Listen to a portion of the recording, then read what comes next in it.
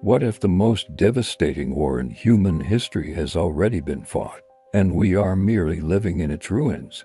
What if the enemy is not a foreign nation or a competing ideology, but our own descendants, armed with a technology that can turn the very flow of time against us?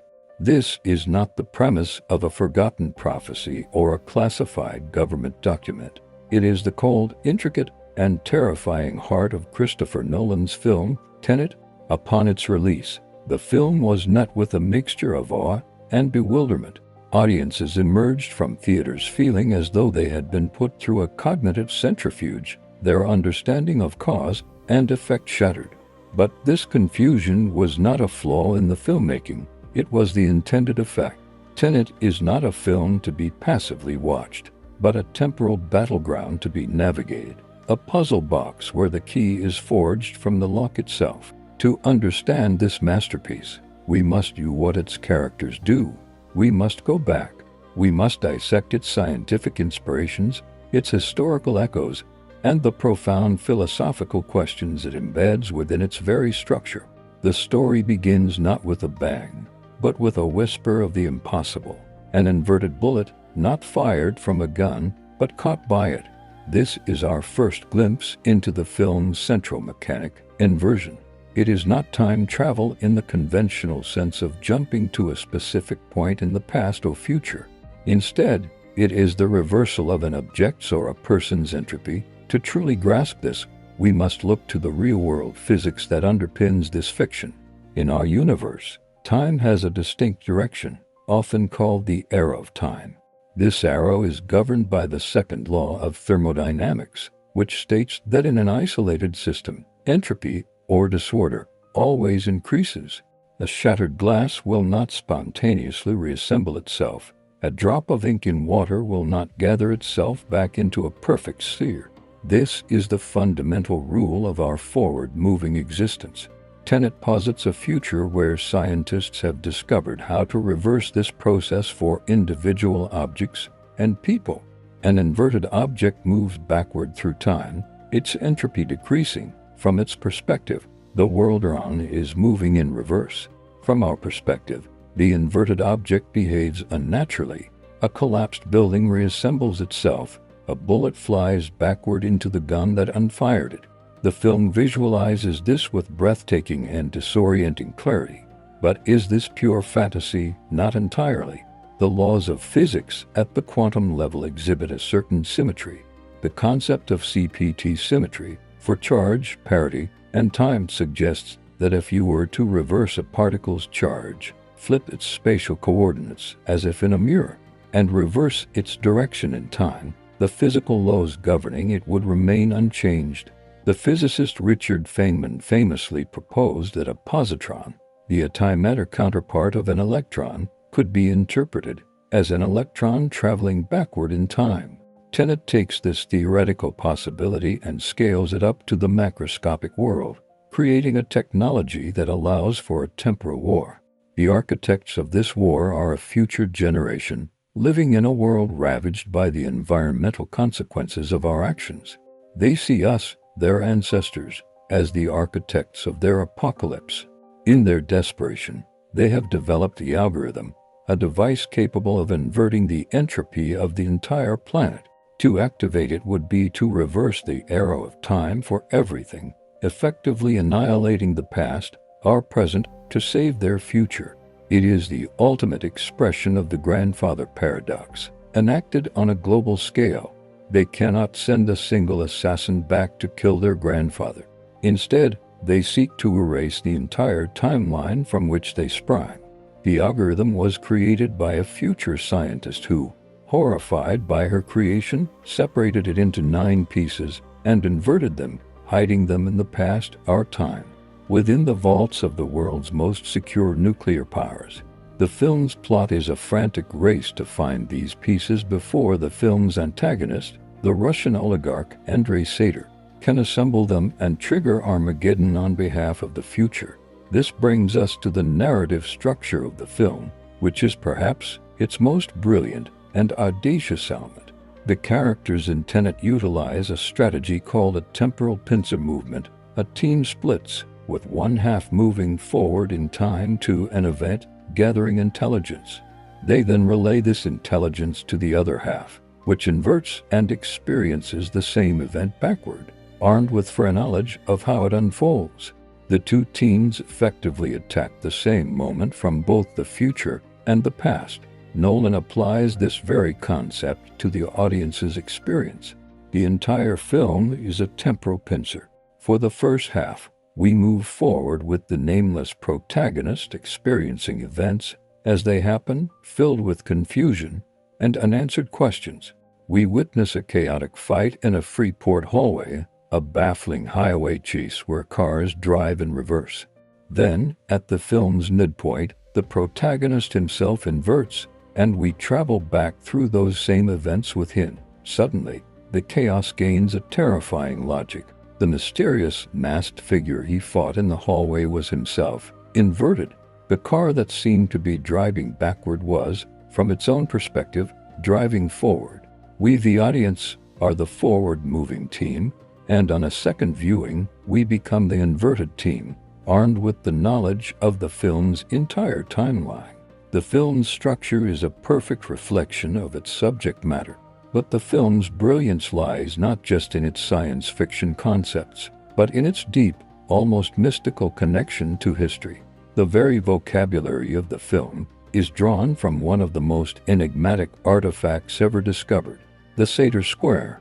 This is a 5x5 word puzzle, a palindrome that can be read forwards, backward, up, and down. The oldest known examples were found preserved in the ashes of Pompeii, dating back to the 1st century AD. The words in the square are Sator, Arepo, Tenet, Opera, Rhodas. Nolan did not choose these words by accident. They are the blueprint for his entire narrative. Sator is the name of the villain, Andre Sator, the sower of destruction. Arepo is the name of the unseen art forger whose Goa drawing is central to the plot. Tenet is the name of the secret organization fighting the temporal war, and it is the central tenet or principle of the film's philosophy. What's happened, happened. Opera is the location of the film's opening sequence, a siege at a KYV opera house. And Rhodas is the name of Sator's company, which runs the free ports that hide his temporal machinery. The Sator Square itself is a closed loop, a perfect palindrome, just like the causal loops that define the film's timeline. The use of this ancient puzzle suggests that the events of the film are not random, but part of an ancient, repeating pattern, a destiny written in stone 2,000 years ago. This sense of predetermined fate clashes with the film's other major influence, the Cold War spy thriller. The protagonist is a nameless, faceless agent, reminiscent of the archetypal spies of John le Carré or Ian Fleming. The film's globe-trotting plot, from Ukraine to Mumbai, from the Amalfi Coast to Siberia, echoes the international intrigue of the James Bond franchise. Sator is a classic Bond villain, an impossibly wealthy megalomaniac with a private army and a doomsday device. But Tenet elevates these tropes. The doomsday device is not a nuclear bomb, but the algorithm, a weapon that threatens existence itself. The Cold War was defined by the doctrine of mutually assured destruction, a fragile peace maintained by the threat of total annihilation. Tenet presents a temporal Cold War where the two opposing superpowers are the present and the future, locked in a struggle for their very survival. The future's logic is chilling. Why should they die for our mistakes? Sator, who is dying from inoperable cancer, acts as their proxy. He has a dead man's switch connected to his heart rate. If he dies, the algorithm is activated. His personal nihilism is weaponized, his desire to die becoming a trigger for the end of the world. This leads to the film's central philosophical conflict, free will versus determinism. The mantra of the Tenet organization is what's happened, happened. It's a phrase that suggests a rigid, deterministic universe where the past cannot be changed. This seems to negate the very idea of choice. If the outcome is already written, why bother fighting? Yet, the protagonist constantly pushes against this. He refuses to accept that he is merely a puppet of fate. Neo, His enigmatic and surprisingly loyal handler gives him the key. Ignorance is our ammunition. Because they don't know the outcome for certain, they have the freedom to act as if they can change it. This is the film's subtle genius. It doesn't present a simple binary of free will or fate. Instead, it suggests that our choices are the very mechanism through which fate is enacted. The protagonist's struggle to save the world is precisely what leads to the world being saved. He is not fighting against a predetermined loop, he is actively closing it. The characters themselves are archetypes in this grand, temporal drama.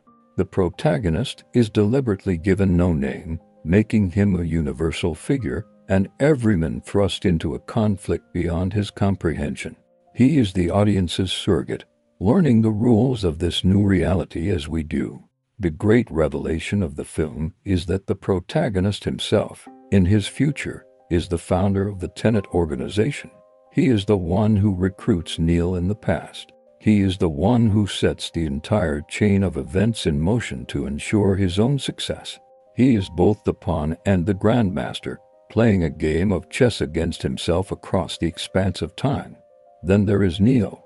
He is the heart and soul of the film.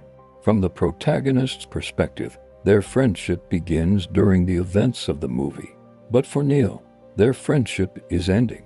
He was recruited by an older protagonist years ago and has spent his life working for him, jumping back and forth through time. Their final conversation is one of the most poignant in modern cinema. As Neil prepares to invert one last time to go on a suicide mission to save the protagonist, he reveals the truth.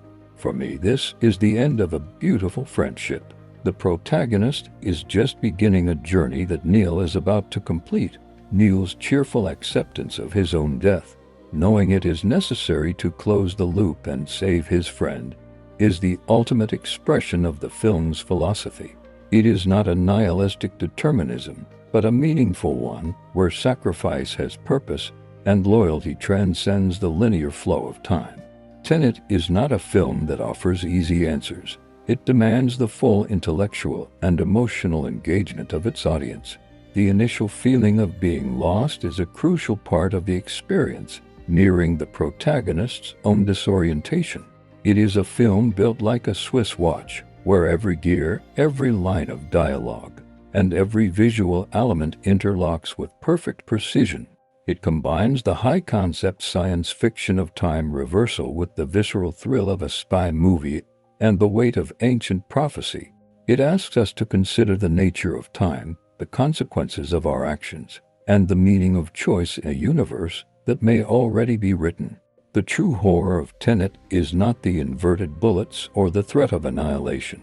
It is the chilling realization that we might all be participants in a war we don't understand. Our lives mere moves in a temporal pincer orchestrated by forces from the future or the past. The protagonist's final understanding is both a moment of supreme power and a terrible burden.